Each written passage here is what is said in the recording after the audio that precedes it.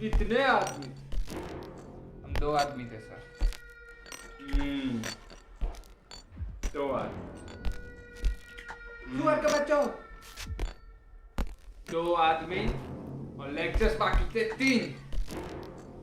फिर भी बंक पे चले गए। क्या सोचा था? सरदार खुश होगा, शाबाशी देगा, धिक्कार है। अरे ओ मॉनिटर, कितनी बार बेस्ट टीचर का अवार्ड दिलाया? पूरे 5 बार सर। सुना? पूरे 5 बार। जानते हो किस लिए?